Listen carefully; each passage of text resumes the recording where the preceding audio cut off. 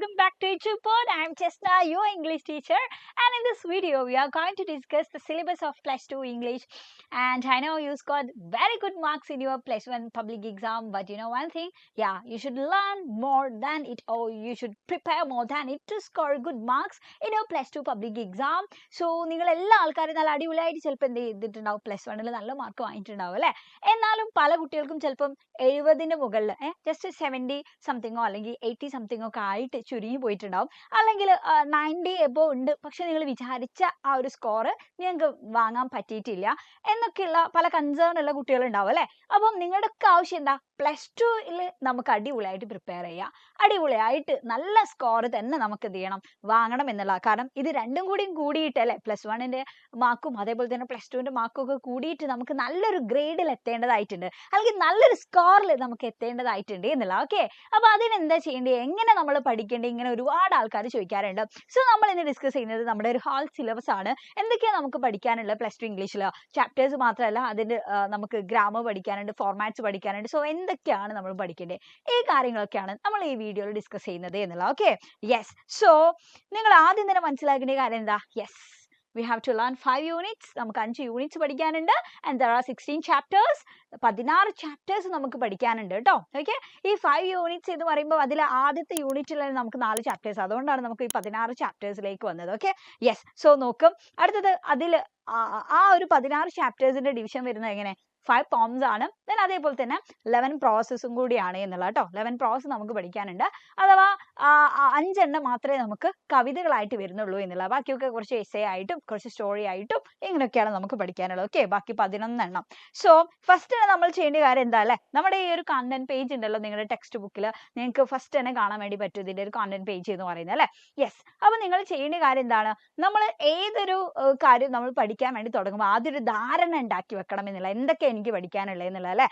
ആദ്യം ഈ 5 യൂണിറ്റിനെ പറ്റിയിട്ട് നമുക്ക് കൃത്യമായ ഒരു ധാരണ വേണം അല്ലെ. ഓക്കെ, സോ നോക്കൂ, ഫസ്റ്റ് വൺ ഏതായിരുന്നു, ഫ്ലൈറ്റ്സ് ഓഫ് ഫ്രീഡം എന്ന് പറയുന്ന യൂണിറ്റ് ആണ് നമ്മൾ ഇപ്പോൾ ഇങ്ങനെ പഠിച്ചുകൊണ്ടിരിക്കുന്നത് അല്ലെ. നിങ്ങളുടെ സ്കൂളിലൊക്കെ ഇപ്പോൾ ഈ ഒരു ചാപ്റ്റേഴ്സ് ഒക്കെ ആയിരിക്കും ഇപ്പൊ ഇങ്ങനെ നിങ്ങൾ പഠിക്കുന്നതെന്നുള്ള. സോ ഫ്ലൈറ്റ്സ് ഓഫ് ഫ്രീഡം എന്ന് പറയുന്ന യൂണിറ്റിൽ എന്തിനെ പറ്റിയിട്ടാണ് ഡിസ്കസ് ചെയ്യുന്നത്, വിമൻ എംപവർമെന്റിനെ പറ്റിയിട്ടാണ് എന്നുള്ള. സോ എന്തൊക്കെയാണ് അല്ലെ വിമൻ ഫേസ് ചെയ്യുന്ന പ്രോബ്ലംസ് എന്തൊക്കെയാണ്, സോ നമുക്ക് എങ്ങനെയൊക്കെ ഇതിനെ നമുക്ക് മറികടക്കാം, ഓവർകം ചെയ്യാം. സോ അതിൽ എന്തൊക്കെയാണ് എഡ്യൂക്കേഷന്റെ ഇമ്പോർട്ടൻസ് അല്ലെ, ലേണിംഗിന്റെ ഇമ്പോർട്ടൻസ് എന്താണ്, നമ്മൾ ലേബർ ചെയ്യണം അഥവാ നമുക്ക് ഏൺ ചെയ്യണം, ജോബ് വേണം, ഇതിന്റെ ഒക്കെ ഇമ്പോർട്ടൻസ് എന്തൊക്കെയാണ്, ആൻഡ് അതേപോലെ തന്നെ ലീഡർഷിപ്പിന്റെ ഒരു ഇമ്പോർട്ടൻസ് എന്താണ്, ഇതൊക്കെ എങ്ങനെ വിമനെ എംപവർ ചെയ്യും, ഇങ്ങനെയുള്ള കാര്യങ്ങളൊക്കെയാണ് നമ്മൾ ആദ്യത്തെ യൂണിറ്റിൽ പഠിക്കുന്നത് അല്ലെ. അതിനോടൊപ്പം തന്നെ നമ്മൾ എന്തുകൂടി പഠിക്കണം, നമ്മുടെ ഒരു ഇന്ത്യൻ സിനാരിയോ അല്ലെങ്കിൽ നമ്മുടെ ഈ ഒരു പ്രസന്റ് സൊസൈറ്റിയിലൊക്കെ മദറിന്റെ റോൾ എത്രത്തോളമാണ്, മദർ എത്രത്തോളം ഒരു ഫാമിലിന്റെ ബാക്ക് ബോൺ ആയിട്ട് നിൽക്കുക എന്ന് പറയുമ്പോൾ അതിന് എന്തൊക്കെ കാരണങ്ങളുണ്ട്, ഇങ്ങനെയുള്ള കാര്യങ്ങളൊക്കെ എന്ത് ചെയ്യണം, നമ്മൾ പഠിക്കണം. ഓക്കെ, ഇതൊക്കെ അറിയുമ്പോഴാണ് നമുക്ക് ഈ ഒരു യൂണിറ്റ് 1 നമുക്ക് ക്ലിയർ ആവുന്നുള്ളൂ എന്നുള്ള. എന്നാൽ രണ്ടാമത്തെ യൂണിറ്റിലേക്ക് നമ്മൾ വരുമ്പോൾ അവിടെ നമ്മൾ പറയുന്നത് ഹൈറ്റ്സ് ഓഫ് ഹാർമണി ആണ്, അഥവാ ആ ഒരു യൂണിറ്റിൽ ഡീൽ ചെയ്യുന്നത് about the importance of truth, സത്യത്തിന്റെ ഇമ്പോർട്ടൻസിനെ പറ്റിയിട്ടാണ് അല്ലെ. യെസ്, അതേപോലെ തന്നെ ഫ്രറ്റേണിറ്റി, അങ്ങനെ പറഞ്ഞാൽ സാഹോദര്യം, അതിനെ പറ്റിയിട്ടൊക്കെയാണ് നമ്മൾ രണ്ടാമത്തെ യൂണിറ്റിൽ പറയുന്നത് കേട്ടോ. ദ നൈബേഴ്സ് തമ്മിലുള്ള റിലേഷൻഷിപ്പിനെ പറ്റിയിട്ട്, അപ്പൊ നമ്മൾ നമ്മുടെ ചുറ്റുള്ള ആളുകളുമായിട്ടുള്ള റിലേഷൻഷിപ്പ് ഒക്കെ സ്ട്രോങ് ആക്കണം എന്നുണ്ടെങ്കിൽ നമ്മൾ എന്തൊക്കെ കാര്യങ്ങളാണ്, എന്തൊക്കെ ക്വാളിറ്റീസ് ആണ് നമ്മളെ കയ്യിൽ അല്ലെ ഉണ്ടാവേണ്ടത്, നമ്മുടെ പെരുമാറ്റത്തിൽ ഉണ്ടാവേണ്ടത്, ഈ കാര്യങ്ങളൊക്കെയാണ് രണ്ടാമത്തെ യൂണിറ്റ്. ആൻഡ് തേർഡ് യൂണിറ്റിലേക്ക് നമ്മൾ വരികയാണെന്നുണ്ടെങ്കിൽ challenges of life. Okay, so അതിൽ പറയുന്നത് എന്തിനെ പറ്റിയിട്ടാണ്, ജീവിതത്തിന്റെ ജസ്റ്റ് ചാലഞ്ചസ് എന്നുള്ളതിന്റെ അപ്പുറത്തേക്ക് ആ ഒരു യൂണിറ്റിൽ നമ്മുടെ സക്സസിന്റെ ഡെഫിനിഷൻ പറയുന്നുണ്ട് അല്ലെ. അപ്പൊ ഓരോ ആൾക്കാരെ സംബന്ധിച്ചിടത്തോളം സക്സസ് എന്ന് പറയുന്ന അതിന്റെ ഒരു ഡെഫിനിഷൻ തന്നെ മാറും. ചില ആൾക്കാർക്ക് ജസ്റ്റ് അവർ ഉദ്ദേശിക്കുന്ന ജോലിയോ കാര്യങ്ങളൊക്കെ നേടുക എന്നുള്ളത് മാത്രമായിരിക്കും. ചില ആൾക്കാർക്ക് എന്തായിരിക്കും, സൊസൈറ്റിയിലേക്ക് ഇറങ്ങി ചെന്നിട്ട് അവരുടേതായിട്ടുള്ള കാര്യങ്ങളല്ലേ അവർക്ക് ചെയ്യണം. സോ തന്റെ ഹാപ്പിനെസിനൊപ്പം മറ്റുള്ള ആൾക്കാരും കൂടി ഹാപ്പി ആവുമ്പോഴാണ് അവർ സക്സസ് ആകുന്നത് എന്നുള്ള രീതിയിൽ വിശ്വസിക്കുന്ന ആൾക്കാരൊക്കെ ഉണ്ട്. ആൻഡ് ഏറ്റവും ഇമ്പോർട്ടന്റ് ആയിട്ടുള്ള ഒരു കാര്യം എന്താണെന്ന് വെച്ചാൽ ഈ യൂണിറ്റ് മെയിൻ ആയിട്ട് മുന്നോട്ട് വെക്കുന്ന ഒരു കോൺസെപ്റ്റ് എന്ന് പറഞ്ഞാൽ എന്താണ്, ഓൺട്രപ്രീനർഷിപ്പ് ആണ് എന്നുള്ളത് അല്ലെ. നമ്മുടെ സൊസൈറ്റിയിൽ ഒരുപാട് അൺഎംപ്ലോയ്മെന്റ് ഒക്കെ ഉണ്ട്. സോ ആ അൺഎംപ്ലോയ്മെന്റ് ഒക്കെ ഒരു പരിധി വരെ കുറക്കാൻ ഓൺട്രപ്രീനർഷിപ്പിന്റെ വരവിന് പറ്റുന്നുണ്ട് എന്നുള്ളതാണ്. ഓക്കെ, അപ്പൊ നമ്മൾ എന്ത് ചെയ്യുക, അതിനെ എൻകറേജ് ചെയ്യുക എന്നുള്ള രീതിയിലുള്ള പോയിന്റ്സ് ഒക്കെ അത് കൈമാറുന്നുണ്ട്. ആൻഡ് യൂണിറ്റ് 4 പറയുന്നത് എന്താണ്, ലിവ് ആൻഡ് ലെറ്റ് ലിവ് എന്ന് പറയുന്ന യൂണിറ്റ്. സോ ഇതിൽ പറയുന്നത് എന്തിനാന്ന് വെച്ചാൽ നമ്മുടെ നാച്ചർ, നമ്മുടെ എൻവയോൺമെന്റ് ഒക്കെ നമ്മൾ എന്ത് ചെയ്യണം, പ്രൊട്ടക്ട് ചെയ്യണം. അപ്പൊ അപ്പോൾ നമ്മൾ എന്തൊക്കെ പ്രിസർവ് ചെയ്യണം, ഇങ്ങനെയുള്ള കാര്യങ്ങളൊക്കെയാണ്. നെക്സ്റ്റ് യൂണിറ്റ് 5 പറയുന്നത് ലൈറ്റർ സൈഡ് അല്ലെ. ലൈറ്റർ സൈഡിൽ പറയുന്നത് ഹ്യൂമറിനെ പറ്റിയിട്ടൊക്കെയാണ് കേട്ടോ. ഹ്യൂമറിന്റെ ഇമ്പോർട്ടൻസ് എന്തൊക്കെയാണ്, ആൻഡ് ഹ്യൂമർ എപ്പോഴും നമ്മളിപ്പോൾ എന്ത് തമാശ ഒക്കെ പറയുകയാണെന്നുണ്ടെങ്കിൽ അത് എപ്പോഴും തമാശ തന്നെ ആയിക്കൊള്ളുന്നില്ല. ചില സമയത്ത് നമുക്ക് അത് എന്ത് ചെയ്യും, ബാക്കിയുള്ള ആൾക്കാർക്ക് ഭയങ്കര ഹർട്ട് ആവുന്ന രീതിയിലൊക്കെ ഉണ്ടാവും. അപ്പം അങ്ങനെയുള്ള കുറേ മെസ്സേജ് എന്ത് കൺവേ ചെയ്യുന്നുണ്ട്, യൂണിറ്റ് 5 കൺവേ ചെയ്യുന്നുണ്ട്. സോ നിങ്ങൾ എന്ത് ചെയ്യണം എന്നറിയോ, ഇങ്ങനെ ഓരോ യൂണിറ്റ് പഠിക്കുമ്പോൾ കൃത്യമായിട്ടും യൂണിറ്റിന്റെ കോൺസെപ്റ്റ് നിങ്ങൾ മനസ്സിലാക്കാം.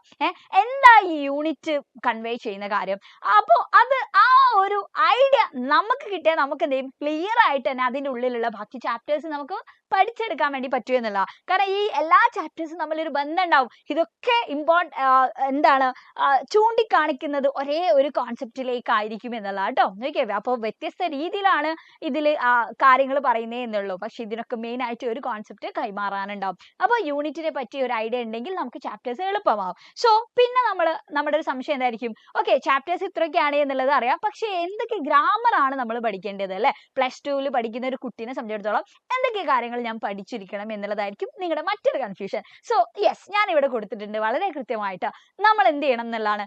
എഡിറ്റിംഗ് നമ്മൾ പഠിക്കണം. ഓക്കെ, അതേപോലെ തന്നെ പ്രിപ്പോസിഷൻസ് നമ്മൾക്ക് പഠിക്കാനുണ്ട് കേട്ടോ. നെക്സ്റ്റ് റിപ്പോർട്ടഡ് സ്പീച്ച് നമുക്ക് പഠിക്കാനുണ്ട്. ആക്റ്റീവ് വോയിസും പാസീവ് വോയിസും, അതേപോലെ തന്നെ if close or conditional clause, അതേപോലെ കൗസി ഡിവൈസസ്, കോൺകോഡ്, ഇതൊക്കെ നമുക്ക് പഠിക്കാനുണ്ട്. Phrasal verbs. ഓക്കെ, അപ്പോൾ ഇത്രയും കാര്യങ്ങളൊക്കെയാണ് നമ്മൾ +2 ഗ്രാമറിൽ നമുക്ക് പഠിക്കാനുള്ളത് എന്നുള്ള കേട്ടോ.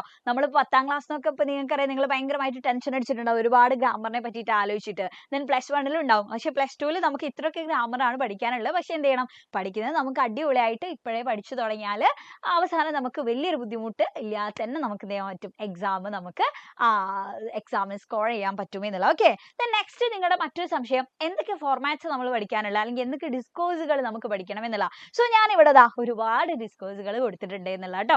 ഈ കാര്യങ്ങളൊക്കെ എന്ത് ചെയ്യണം, നമ്മൾ പഠിക്കാനുള്ളതാണ്. പക്ഷേ ഇവിടെ നിങ്ങൾ ശ്രദ്ധിക്കേണ്ടത്, +1 നമ്മൾ പുതുതായിട്ട് പഠിച്ച പല കാര്യങ്ങളും ഉണ്ടായിരുന്നു അല്ലെ. അപ്പൊ അതിൽ പല കാര്യങ്ങളും +2 നമുക്ക് പഠിക്കാനില്ല. എന്നാ +2 പുതുതായിട്ട് മറ്റു പല കാര്യങ്ങളും വന്നിട്ടുണ്ട്. യെസ്, അപ്പൊ അതിൽ എന്തൊക്കെയാണ് നമ്മൾ പഠിക്കേണ്ടതെന്നുള്ള. ഫോർമൽ ലെറ്റർ, ഇൻഫോർമൽ ലെറ്റർ ഒക്കെ നമുക്ക് അറിയാം അല്ലെ, അത് പഠിക്കണം. ബ്ലോഗും ബ്ലർബും ഇതൊക്കെ നമുക്ക് +2 കയറി വരുന്ന കാര്യങ്ങളാണ് അല്ലെ. അതേപോലെ തന്നെ നമ്മൾ എന്ത് പഠിക്കും, ജോബ് ആപ്ലിക്കേഷൻ ലെറ്റർ എങ്ങനെയാണ് എഴുതേണ്ടത് എന്നുള്ള കാര്യം നമ്മൾ ഇവിടെ പഠിക്കുന്നുണ്ട് കേട്ടോ. ഓക്കെ, നിങ്ങൾക്ക് എല്ലാവർക്കും ഫോർമൽ ലെറ്റർ എഴുതാൻ അറിയാം, പക്ഷേ നമ്മളൊരു റെസ്യൂമേ ഒക്കെ അല്ലെ വെച്ചിട്ട് നമ്മൾ എങ്ങനെയാണ് എഴുതുക എന്നുള്ള കാര്യങ്ങളൊക്കെയാണ്. അതേപോലെ തന്നെ character sketch, speech, interview questions, debate, profile, announcement ഒക്കെ എഴുതുന്നതിനെ പറ്റിയിട്ട് നമ്മൾ ഈ +2 പഠിക്കുന്നുണ്ട്.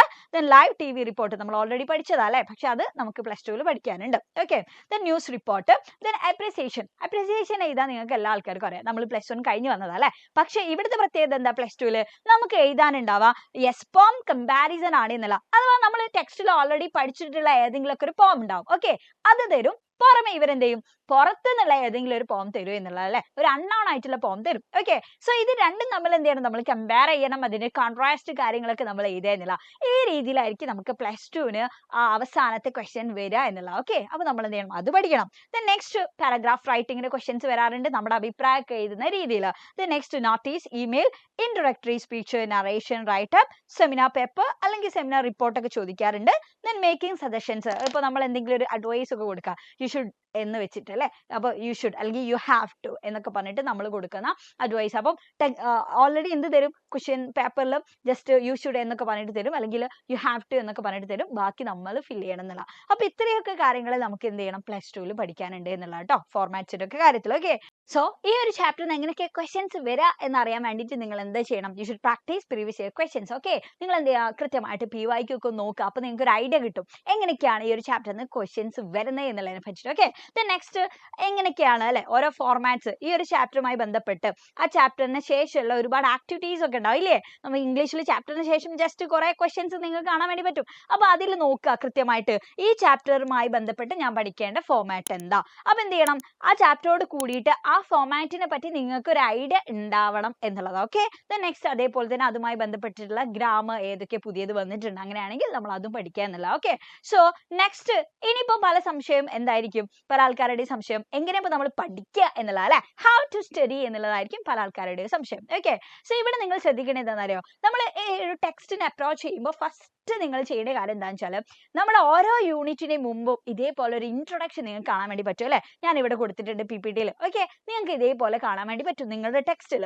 സോ നിങ്ങൾ എന്താ ചെയ്യേണ്ടത്, ചാപ്റ്ററിലേക്ക് കടക്കുന്നതിന്റെ മുന്നേ you have to read this എന്നുള്ളതാണ് കേട്ടോ. ഈ ഒരു ഇൻട്രൊഡക്ഷൻ നിങ്ങൾ എന്ത് ചെയ്യണം, എന്തായാലും വായിക്കണം.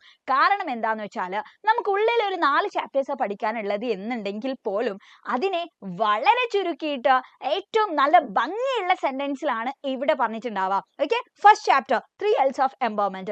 അപ്പൊ അതിൽ എന്താ പറയുന്നത് എന്നുള്ളത് ഇവിടെ ഒരൊറ്റ സിംഗിൾ ലൈനിൽ ഇവർ പറഞ്ഞിട്ടുണ്ടാവും. പക്ഷെ ആ ഒരു സിംഗിൾ ലൈനിൽ പുതിയ വേർഡ്സ് ആയിരിക്കും നിങ്ങൾക്ക് കിട്ടാൻ വേണ്ടി പോകുന്നതെന്നല്ല. അപ്പൊ എന്ത് ചെയ്യുക, ഈ ഒരു ഇൻട്രൊഡക്ഷൻ നിങ്ങൾ എന്തായാലും വായിക്കണം. പിന്നെ അത് മാത്രം വായിച്ചാൽ മാത്രം പോരാ, നിങ്ങളിപ്പോൾ +2 ഒക്കെ ആയിരിക്കും, സ്റ്റിക്കി നോട്ട്സ് ഒക്കെ യൂസ് ചെയ്യുന്ന കുട്ടികളായിരിക്കും അല്ലെ. അപ്പൊ അതുകൊണ്ട് നിങ്ങൾ ചെയ്യേണ്ട എന്താ കാര്യം എന്ന് വെച്ചാൽ, ജസ്റ്റ് എന്തെങ്കിലും ഒരു സ്റ്റിക്കി നോട്ടോ എന്തെങ്കിലുമൊക്കെ വെച്ചിട്ട് ഇവിടെ നിങ്ങൾ എന്ത് ചെയ്യുക, ഒന്ന് പിൻ ചെയ്ത് വെക്കടാ. നിങ്ങളുടെ ടെക്സ്റ്റ് അല്ലേ, ഒരു കുഴപ്പമില്ല, നിങ്ങളൊന്ന് പിൻ ചെയ്ത് വെക്കുക. എന്തിനാന്ന് വെച്ചാൽ, ഈ ഒരു യൂണിറ്റിൽ നിന്ന് നിങ്ങൾ പഠിക്കുന്ന ഒരുപാട് പുതിയ വേർഡ്സ് ഒക്കെ ഉണ്ടാവും. അപ്പൊ അതൊക്കെ എന്ത് ചെയ്യുക, നിങ്ങൾക്ക് ഇവിടെ ഇങ്ങനെ എഴുതാം. ഇപ്പൊ വിമൻ, അതായത് പുതിയ വേർഡ്സ് എന്നുള്ളത് മാത്രം എഴുതണമെന്നില്ല, കീവേഡ്സ് നിങ്ങൾക്ക് എഴുതാം. ഈ ഒരു യൂണിറ്റിലെ കീവേഡ്സ്. ഓക്കെ, അപ്പൊ അതിൽ വിമൻ എംപവർമെന്റിനെ പറ്റി പറയുന്നുണ്ട്, ലേണിംഗ്, ലാബ്, ലീഡർഷിപ്പ്, ഇങ്ങനെയുള്ള കാര്യങ്ങളൊക്കെ ഉണ്ട് ഇല്ലേ. അപ്പൊ അതൊക്കെ എന്ത് ചെയ്യാം, ഇപ്പൊ ഡൗറി എന്നുള്ള വാക്കൊക്കെ നിങ്ങൾക്ക് അറിയാലോ ഇല്ലേ, സ്ത്രീധനം. അപ്പം അതേപോലെ തന്നെ ഡൊമസ്റ്റിക് വയലൻസ്, അപ്പൊ സ്ത്രീകളുടെ പ്രശ്നങ്ങൾ പറയുമ്പോൾ നമുക്ക് എഴുതാൻ പറ്റുന്ന പോയിന്റ്സാ. അപ്പൊ അങ്ങനെയൊക്കെ എന്ത് ചെയ്യുക, അതൊക്കെ ഇങ്ങനെ കീവേഡ്സ് ആയിട്ട് വെറുതെ ഇവിടെ എഴുതി വെക്കാം. എന്തിനാന്ന് വെച്ചാൽ, അത് നമ്മുടെ മൈൻഡിലും ഉണ്ടാവും, ഈ ഒരു യൂണിറ്റിനെ പറ്റി നമുക്കൊരു ഐഡിയ ഉണ്ടാവും. ഈ യൂണിറ്റുമായി ബന്ധപ്പെട്ട് എന്ത് ചോദ്യം വന്നാലും നമുക്ക് എന്ത് ചെയ്യാൻ പറ്റും, അവിടെയൊക്കെ ഇത് പ്രൊഡ്യൂസ് ചെയ്യാൻ വേണ്ടി പറ്റും എന്നുള്ള. സോ നമ്മുടെ വൊക്കാബുലറി എന്താവും, അപ്പോൾ അടിപൊളിയാവും എന്നുള്ള. സോ നമ്മളും ഹാപ്പി ആവും. എക്സാം പേപ്പർ നോക്കുന്ന സമയത്തല്ല, നമ്മുടെ ആൻസർ ഷീറ്റ് നോക്കുന്ന സമയത്ത് വാല്യൂ ചെയ്യുന്ന ആളും ഹാപ്പി ആവും എന്നുള്ള. ഓക്കെ, അപ്പൊ നിങ്ങൾ എന്ത് ചെയ്യുക, ആ രീതിയിൽ തന്നെ അടിപൊളിയായിട്ട് നിങ്ങൾക്ക് ഇങ്ങനെയൊക്കെ എഴുതിയിട്ട് നിങ്ങൾക്ക് പഠിക്കാം എന്നുള്ള കേട്ടോ. ഓക്കെ, ദെൻ ഇനി ചാപ്റ്ററിലേക്ക് പോകുമ്പോൾ യൂണിറ്റ് ഒക്കെ നിങ്ങൾ ഇൻട്രൊഡക്ഷൻ വായിച്ചു. ചാപ്റ്ററിലേക്ക് പോകുമ്പോൾ നിങ്ങൾ എന്ത് ചെയ്യരുത്, ഈ ഒരു ഭാഗം നിങ്ങൾ സ്കിപ്പ് ചെയ്യരുത്. ഓക്കെ, അത് വായിച്ചിട്ട് തന്നെ നിങ്ങൾ എന്ത് ചെയ്യുക, ചാപ്റ്ററിലേക്ക് വരിക. അപ്പൊ ഇത് വായിക്കുമ്പോൾ ഇവിടെ ഉണ്ടാവും ഒരേപോലെ അല്ലെ. അഥവാ നോക്ക്, ഇവിടൊക്കെ നോക്കി, emancipation and empowerment of women എന്നൊക്കെ പറഞ്ഞിട്ട് നല്ല രീതിയിൽ തന്നെ ഒരു ഇൻട്രൊഡക്ഷൻ നിങ്ങൾക്ക് തരുന്നുണ്ട്. സോ അത് വായിക്കുമ്പോൾ നിങ്ങൾക്ക് എന്ത് ചെയ്യാൻ പറ്റും, നിങ്ങൾക്ക് പോയിന്റ്സ് ആണ് ഇതിൽ നിന്നും കിട്ടുന്നതെന്നില്ല. അപ്പൊ ഒരു പോയിന്റ്സ് പോലും നമ്മൾ എന്ത് ചെയ്യരുത് അല്ലെ, ഒരു പോയിന്റ് പോലും നമ്മൾ എന്ത് ചെയ്യരുത്, നമ്മൾ ഒഴിവാക്കാൻ വേണ്ടി പാടില്ല എന്നല്ല. കിട്ടുന്നതൊക്കെ നമ്മൾ എന്ത് ചെയ്യുക, നമ്മൾ അങ്ങോട്ട് എടുക്കുക. ഓക്കെ, അപ്പൊ ഇതിൽ നിന്നുള്ള പോയിന്റ്സ് ഒക്കെ നിങ്ങൾ എന്ത് ചെയ്യുക, യെസ് അണ്ടർലൈൻ ചെയ്ത് വെച്ചിട്ടോ എവിടെയെങ്കിലും ചെറിയ നോട്ട്സ് ഒക്കെ ഉണ്ടാക്കി വെച്ചിട്ട് നിങ്ങൾ എന്ത് ചെയ്യുക, സെറ്റ് ചെയ്യുക. Okay, yes. അപ്പോൾ ചാപ്റ്റർ ഒക്കെ വായിച്ചിട്ട് എന്ത് ചെയ്യാം, അറിയാത്ത വേർഡ്സ് ഉണ്ടാവും, എന്തായാലും ഉണ്ടാവും ഇല്ലേ, നിങ്ങൾക്ക് അറിയാത്ത വേർഡ്സ് ഒക്കെ ഉണ്ടാവും, അതൊക്കെ നോർമൽ കാര്യം. അപ്പൊ എന്ത് ചെയ്യുക, ജസ്റ്റ് ഒന്ന് ഗൂഗിൾ ചെയ്യുക. ഗൂഗിൾ ചെയ്തിട്ട് അതിന്റെ അർത്ഥമൊക്കെ ഉണ്ടെന്നുണ്ടെങ്കിൽ എന്ത് ചെയ്യുക, ജസ്റ്റ് ഇതിന്റെ മേലൊക്കെ എഴുതി വെച്ച ഒരു കുഴപ്പമില്ല, നിങ്ങളുടെ ടെക്സ്റ്റാ. പക്ഷെ എന്തിനാണ് എഴുതി വെക്കുന്നത്, ആ വാക്ക് കാണുമ്പോൾ നിങ്ങൾക്ക് അത് പെട്ടെന്ന് മനസ്സിലാവണം. അത് മാത്രമല്ല, നിങ്ങളത് പഠിക്കണം, നിങ്ങളുടെ ഉള്ളിൽ അത് കയറണം എന്നുള്ള കേട്ടോ. അതിന് വേണ്ടിയിട്ടാണ് നമ്മൾ അത് എഴുതി വെക്കുന്നത് എന്നുള്ള. അപ്പം എഴുതി വെച്ചിട്ട് എന്ത് ചെയ്യുക, പിന്നെ നമ്മൾ ക്വസ്റ്റ്യൻസിലേക്കൊക്കെ പോകുന്ന സമയത്ത് അല്ലെ, പ്രീവിയസ് ഇയർ ക്വസ്റ്റ്യൻസ് ഒക്കെ പ്രാക്ടീസ് ചെയ്യുന്ന സമയത്ത് ഈ വാക്കുകളൊക്കെ ഉപയോഗിച്ചിട്ട് എന്ത് ചെയ്യുക, എഴുതാൻ വേണ്ടി ശ്രമിക്കുക ആൻസേഴ്സ്. ഓക്കെ, അപ്പം എന്ത് ചെയ്യും, ആ ഒരു ചാപ്റ്ററുമായി ബന്ധം ഉണ്ടാവും, അടിപൊളി വൊക്കാബുലറി നമുക്ക് അവിടെ യൂസ് ചെയ്യാൻ പറ്റും, നമ്മുടെ ആൻസേഴ്സും നന്നാവും എന്നുള്ള. Okay, yes. അപ്പൊ ആ രീതിയിൽ പ്രീവിയസ് ഇയർ ക്വസ്റ്റ്യൻസ് പ്രാക്ടീസ് ചെയ്യുക. എന്തിനാ PYQ നമ്മൾ ചെയ്യുന്നതെന്ന് വെച്ചാൽ, ടൈം മാനേജ്മെന്റ് എന്ന് പറയുന്നത് ഇംഗ്ലീഷിൽ വളരെ ഇമ്പോർട്ടന്റ് ആണ്. നമുക്കത് ലാസ്റ്റ് അല്ലെ, എക്സാം അടുപ്പിച്ച് ഉണ്ടാക്കിയെടുക്കാൻ പറ്റുന്ന ഒരു സാധനമല്ല നമുക്ക് ആ ഒരു സ്പീഡ് എന്ന് പറഞ്ഞാൽ. സോ നമുക്ക് പെട്ടെന്ന് ഇങ്ങനെ എഴുതി ശീലിക്കണം എന്നുണ്ടെങ്കിൽ നിങ്ങൾ എന്ത് ചെയ്യുക, ഇപ്പോഴേ എപ്പോഴെങ്കിലും ഒക്കെ സമയം കിട്ടുമ്പോൾ എന്ത് ചെയ്യുക, ഒരു PYQ ഒക്കെ നോക്കുക, അതിന്റെ ആൻസർ ഒക്കെ വെറുതെ എഴുതി നോക്കുക, ഞാൻ എത്ര സമയം എടുക്കുന്നുണ്ട് അല്ലെ. അത് നിങ്ങൾ തന്നെ എന്ത് ചെയ്യുക, ഒന്ന് സ്വയം സ്വന്തമായിട്ട് ഒന്ന് ജഡ്ജ് ചെയ്യുക. എന്നിട്ട് എന്താണോ ഞാൻ ഇനി ചെയ്യേണ്ടത്, അപ്പൊ അതിനനുസരിച്ചുള്ള കാര്യങ്ങൾ എന്ത് ചെയ്യുക, നിങ്ങൾ ചെയ്യുക എന്നുള്ള കേട്ടോ. ഓക്കെ, അപ്പൊ ടൈം മാനേജ് ചെയ്യാനൊക്കെ ഇപ്പോഴേ നിങ്ങൾ PYQ ഒക്കെ ജസ്റ്റ് ചെയ്ത് നോക്കുക. പിന്നെ പല ആൾക്കാരും ചിലപ്പോൾ ഇപ്പം തന്നെ അടിപൊളിയായിട്ട് പ്രിപ്പയർ ചെയ്യുന്ന ആൾക്കാരൊക്കെ ഉണ്ടാകും. അപ്പൊ അവർക്ക് ഒരു സംശയം, എങ്ങനെ ഓരോ മാർക്കിന് നമ്മൾ എത്രത്തോളം എഴുതണം എന്നുള്ളതൊക്കെ. സോ ഇവിടെ നോക്കുക, 1 മാർക്കിന്റെ ക്വസ്റ്റ്യൻസിനൊക്കെ ഏറ്റവും ബെസ്റ്റ് എന്ന് പറഞ്ഞാൽ 1 വേർഡിൽ അല്ലെങ്കിൽ 1 സെന്റൻസിലോ നിങ്ങൾ അതിന് ആൻസർ എഴുതി നിർത്തണം കേട്ടോ. അതിൽ കവിയാൻ പാടില്ല എന്നുള്ള. ഓക്കെ, എക്സസ് ആവരുത്. ദെൻ 2 മാർക്സ് ആണെങ്കിൽ 2 സെന്റൻസിൽ നിങ്ങൾ അതിന് ആൻസർ സ്റ്റോപ്പ് ചെയ്യുക. ഓക്കെ, അപ്പൊ ആ 2 സെന്റൻസിൽ അടിപൊളിയായിട്ടുള്ള ഒരു സെന്റൻസ് എഴുതാൻ അല്ലേ നിങ്ങൾ പഠിക്കണം എന്നുള്ള. ദെൻ 4 മാർക്സ് ഒക്കെ ആണെങ്കിലോ ജസ്റ്റ് 80 to 100 വേർഡ്സ് എന്ന് പറയുമ്പോൾ ഒരു 3/4 പേജ് മാക്സിമം കേട്ടോ, 1/2 പേജോ 3/4 പേജോ എഴുതിയാൽ മതി. അതിലപ്പുറം എന്ത് ചെയ്യരുത്, എഴുതേണ്ട ആവശ്യമില്ല. ദെൻ 5 or 6 മാർക്ക് എന്ന് പറയുമ്പോൾ 100 to 120 വേർഡ്സ്, അഥവാ ഒരു പേജ് കംപ്ലീറ്റ് ചെയ്ത 5 മാർക്ക് ആണെങ്കിൽ കേട്ടോ. ഇനി അതിൽ നിർത്താൻ പറ്റുന്നില്ലെങ്കിൽ ഒരു 1.25. ദെൻ 6 മാർക്സ് ഒക്കെ ആണെങ്കിൽ എന്ത് ചെയ്യുക, ഒരു 1.25 മുതൽ 1.5 വരെ മാക്സിമം, അതിലപ്പുറം പോവണ്ട. 7 മാർക്സ് ഒക്കെ ആണെങ്കിൽ എന്ത് ചെയ്യുക, ഒരു 1.25 പേജ് എഴുതുക കേട്ടോ. ദെൻ മാക്സിമം പോവുകയാണെങ്കിൽ നിങ്ങൾക്ക് എന്ത് ചെയ്യാം, ഒരു 2 പേജ് എഴുതാം, 2 ഭാഗം എഴുതാം. 8 മാർക്സിനാണെങ്കിൽ 2 ഭാഗം അല്ലെങ്കിൽ ഒരു 2.5 കേട്ടോ.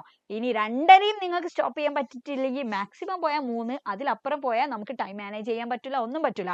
അപ്പോൾ നിങ്ങൾ ഇവിടെ ശ്രദ്ധിക്കേണ്ട കാര്യം എന്ന് വെച്ചാൽ ഒരുപാട് പരത്തി എഴുതുക എന്നുള്ളതിനപ്പുറത്തേക്ക് ശ്രദ്ധിക്കേണ്ട എന്താ, ഇപ്പോൾ ഒരു പേജിൽ അല്ലേ കംപ്ലീറ്റ് ആയിട്ട് ഒരു പാരഗ്രാഫ് എഴുതാതെ നിങ്ങൾ എന്ത് ചെയ്യുക, ഒരു പേജ് ആണെങ്കിൽ ഇവിടെ ഒരു പാരഗ്രാഫ്, അടുത്ത പാരഗ്രാഫ് അല്ലേ, അടുത്ത പാരഗ്രാഫ്, ഇങ്ങനെ വൃത്തിക്ക് എന്ത് ചെയ്യുക, ഒരു 3 പാരഗ്രാഫ് 2 പാരഗ്രാഫ് ഒക്കെ ഒരു പേജിൽ കൊള്ളിച്ചിട്ട്, അതായത് ഇങ്ങനെ പാരഗ്രാഫ് ആയിട്ട് സ്പ്ലിറ്റ് ചെയ്യുക. അപ്പോൾ നോക്കുന്ന ആൾക്കും ആ ഒരു ഇംപ്രഷൻ ക്രിയേറ്റ് ചെയ്യാൻ വേണ്ടി പറ്റും, നമ്മുടെ അല്ലേ നമുക്കും ആ ഒരു കൃത്യമായിട്ട് പോയിന്റ്സ് ഓർഗനൈസ് ചെയ്യാൻ പറ്റും. ഓക്കെ, അപ്പോൾ ഇങ്ങനെയൊക്കെ എന്ത് ചെയ്യുക, അടിപൊളിയായിട്ട് നിങ്ങൾ ചെയ്യുക. സോ നിങ്ങൾക്ക് കൂടുതൽ കാര്യങ്ങൾക്കൊക്കെ അല്ലേ എങ്ങനെയൊക്കെയാണ് ഇപ്പോൾ ഈ ഫോർമാറ്റ്സ് ഒക്കെ പഠിക്കേണ്ടത് എന്നുള്ളൊക്കെ ഒരു ഡൗട്ട് ഉണ്ടാവും. സോ നിങ്ങൾക്ക് എന്ത് ചെയ്യാം, നമ്മുടെ പ്രീമിയം ബാച്ചിലൊക്കെ നിങ്ങൾക്ക് ജോയിൻ ചെയ്യാം കേട്ടോ. എജുപോർട്ടിന്റെ പെയ്ഡ് സ്റ്റുഡന്റ് ഒക്കെ ആയിട്ട് നിങ്ങൾക്ക് ജോയിൻ ചെയ്യാം. അപ്പോൾ ബാക്കിയുള്ള കാര്യങ്ങളൊക്കെ നിങ്ങൾക്ക് ആപ്പിലൊക്കെ അവൈലബിൾ ആവും. ആൻഡ് ഫർദർ ആയിട്ടുള്ള കാര്യങ്ങളൊക്കെ നമ്മൾ യൂട്യൂബിൽ നമ്മൾ അപ്ലോഡ് ചെയ്യുന്നതായിരിക്കും. സോ നന്നായിട്ട് തന്നെ പഠിക്കുക, അടിപൊളിയായിട്ട് ഇപ്പോഴേ തന്നെ എന്ത് ചെയ്യുക, ഇംഗ്ലീഷിനെ ഇഷ്ടപ്പെട്ടിട്ട് തന്നെ നിങ്ങൾ പഠിച്ചു തുടങ്ങുക എന്നുള്ളതാണ്. And wish you all the best. അടിപൊളിയായിട്ട് നിങ്ങൾ ആഗ്രഹിച്ച പോലെ തന്നെ നിങ്ങൾക്ക് സ്കോർ ചെയ്യാൻ വേണ്ടി പറ്റട്ടെ, നന്നായിട്ട് തന്നെ ഇംഗ്ലീഷ് ഇംപ്രൂവ് ചെയ്യാൻ വേണ്ടി പറ്റട്ടെ. ഓക്കെ, സോ ഈ വീഡിയോ നിങ്ങൾക്ക് ഹെൽപ്പ് ആയിട്ടുണ്ടെങ്കിൽ നിങ്ങൾ താഴെ കമന്റ് ബോക്സിൽ കമന്റ് ചെയ്യാൻ മറക്കരുത്. ആൻഡ് അതേപോലെ തന്നെ അല്ലേ നിങ്ങൾ ലൈക്ക് ചെയ്യുക, ആൻഡ് നിങ്ങളുടെ ഫ്രണ്ട്സിനൊക്കെ നിങ്ങൾ മാക്സിമം ഷെയർ ചെയ്യുക. And thank you for watching. Bye bye.